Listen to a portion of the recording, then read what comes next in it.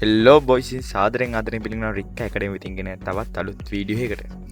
ඉතින් යාළුවනේ අද මේ වීඩියෝෙන් අපි කතා කරන්නේ කොහොමද අපේ PC එකේ තියෙන RAM එක වැඩි කරන්න කියලා. ඉතින් වීඩියෝට යන කලින් මම කියන්න ඕනේ යාළුවේ ටෙක් channel එකට අලුත් නම් ඉතින් අනිවාර්යෙන් subscribe කරලා like එකක් දාන්න අමතක කරන්න එපා. ඉතින් boys RAM එක වැඩි කරන ගැන කතා කරොත් යාළුවෝ ඉතින් ඔයා ගොඩක් වීඩියෝ දැකලා ඇති මචං ඉතින් RAM එක වැඩි කරන්න පුළුවන් අරකයි මේකයි කියලා. ඇත්තට අපිට software එකක් දාලා මචං අපේ PC එකේ RAM එක වැඩි කරන්න බෑ. හරිද? ඒ කියන්නේ ඔයාගේ PC එකේ ඔයාගේ ගහලා තියෙන RAM stick එක 4GB නම් 4GB තමයි ඒක අපිට වැඩි කරන්න බෑ. හැබැයි අපිට පුළුවන් යාළුවේ ඔයාගේ PC එකේ තියෙන virtual memory එක වැඩි කරන්න. මොකද්ද මේ virtual memory එක කිව්වොත් යාළුවේ ඔයාගේ PC එකේ RAM එකට අමතරව ඒ කියන්නේ ඔයාගේ 4GB RAM එකක් කියලා හිතන්නකෝ ඔයාගේ 4GB RAM එක තිබ්බොත් RAM එක ෆුල් වුණාම ඒකට සපෝට් එකක් වශයෙන් අපිට PC එකෙන් වෙනම RAM එකක් අපිට හදා ගන්න පුළුවන්. ඒකට තමයි අපි කියන්නේ virtual RAM එක කියලා මම කෙටියෙන් සරලව පැහැදිලි කරොත් ඔයා දැන් සමහර ෆෝන් තියෙනවා යාළුවෝ ඉතින් 4GB + 4GB කියලා දෙනවා. ඇත්තටම ගත්තොත් ඒ ෆෝන් වල මචං ඉතින් 4GB කියලා දෙන මචං RAM එකේ ගන්න 4GB අනිත් +4GB තමයි යාළුවෝ virtual memory එක. ඒක තමයි ඇත්ත කතාව. ඉතින් මේ virtual memory එකෙන් මචං ඔයාලට තියෙන වාසිය තමයි ඉතින් ඔයා ගේම් එකක් එකකින් ඉන්ස්ටෝල් කරලා ඔයා දැකලා සමහර වෙලට errors එහෙම එනවා. ඔයා BlueStack එක පාවිච්චි කරත් ඔයා Free Fire හරි මොකක් හරි වෙන ගේම් එකක් ගැහුවත් ඔයා ගේම් එක ප්ලේ කරද්දි මචං ඔයාගේ RAM එක වැඩිපුර ඉතින් ඔයාගේ සිස්ටම් එක ලැග් වෙන්න ගන්නවා. අන්න ඒ වෙලාවට මචං ඉතින් ඔයාගේ virtual memory එක තියෙනවා නම් යාළුවාට ඔයාගේ memory එකෙන් පුළුවන් ඔයාගේ RAM එකට support එකක් දෙන්න. ඒ කියන්නේ RAM එකේ full පිරෙන්නේ නැතුව ඔයාගේ භාගයක් එකන මෙමරි එකෙන් කොටසක් මචන් වගේ වර්චල් මෙමරි එකට රැම්ම එක විසින් යවනො එකන්නේ පාස් කරන ඒ වගේ ක්‍රමේ දත්තම මේකින් වෙන්නේ. ඉතින් ඒක කරන්න මෙහෙමයි සල්ල බලමු ආගේ බලන්වාගේ පිසික රැම්ම කොච්චර තියනවාද කියලා. ඉතින් ටස් මනජට යාලති ටස් මනජර පොෆෝමස් ොඩ කිල් බලහම වාට බලාගත වගේ පිසික මෙමරික දැ මගේ පිසික යාලු මෙමරික යාලු ජීබි තිස් දෙකක් තියෙනවා.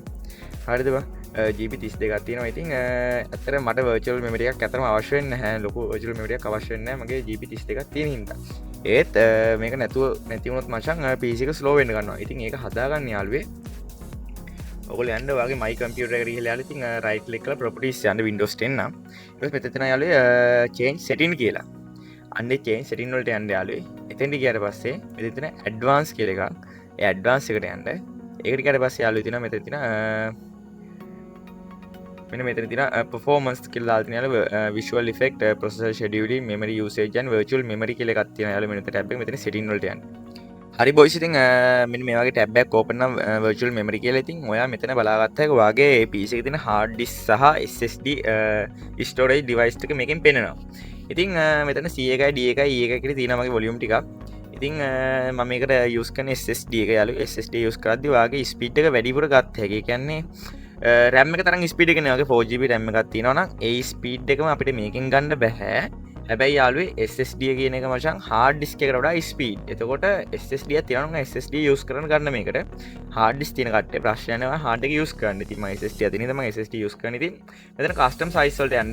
මෙතන initial size එකට යාළුවා ඔයාගේ RAM එකේ ගාන දා ගන්න. හරිද? ඔයාගේ RAM එක ගාන ගත්තොත් යාළුවේ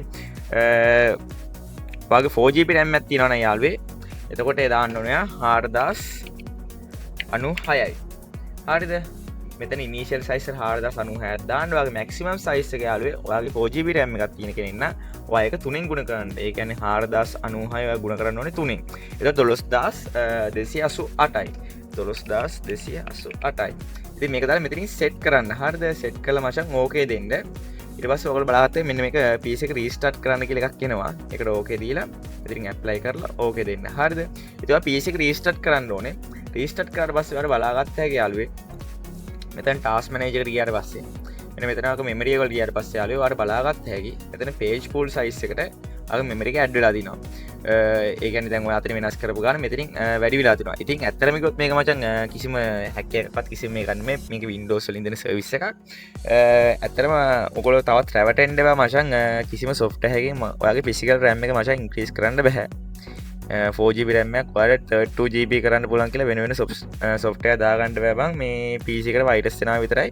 එහෙම කවදාවත් කරන්න බෑ. ඔයාට පුළුවන් ඉන්නේ ඔයාගේ virtual memory එක. ඒ කියන්නේ ඔයාගේ PC එකේ ඇතුලේ තියෙන virtual memory එක ඔයාලට increase කරගන්න පුළුවන්. ඉතින් මේක කරද්දී ඔයාගේ hard disk එකෙන් කොටසක් වැය වෙනවා. හරිද? ඒ කියන්නේ ඔයා දැන් අතන දැන් GB ගන්නවා. GB 12 ගානක් යනවානේ. ඒ GB 12 ගාන ඔයාගේ hard disk එකෙන් අඩු වෙනවා. ඒ කියන්නේ C එක දැම්මොත් ඔයාගේ C එකෙන් ඒ GB 12 අඩු වෙනවා. ඒක තමයි මේගොල්ලෝ යූස් කරන මචං වර්චල් මෙමරියක් හැටියට. ඉතින් මේක මචන් ගොඩක් යුස්ෆුල් වෙන යාලු ගේමයක් ඉන්ස්ටෝල් කරද්දී වගේ පිසික හිරවෙන්න පුළුවන් ඒ ප්‍රශ්නවලට මචන් මේ ගොඩක් යුස්ෆුල් වෙනවා. ඉතින් ගේමයක් ගහද්දී බ්ලූස්ටැක් ඉමුලේටර් එකක් වගේ පාවිච්චි කරනවා, ෆ්‍රී ෆයර් ගන්නවා, ලයිව් ස්ට්‍රීම් කරනවා. ගොඩක් දේවල් වලට මචන් මේක ඇත්තටම යුස්ෆුල් වෙනවා. ඉතින් ඔයත් ඉතින් මචන් මේ වගේ ටෙක් වීඩියෝස් වලට කැමති නම් මචන් ටෙක් අයිඩියාස් හොයනවා නම් ඉතින් අනිවාර්යෙන් රික් ඇකඩමි YouTube channel එක මචන් අනිවාර්යෙන් subscribe කරලා like එකක් දාගන්න. ඉතින්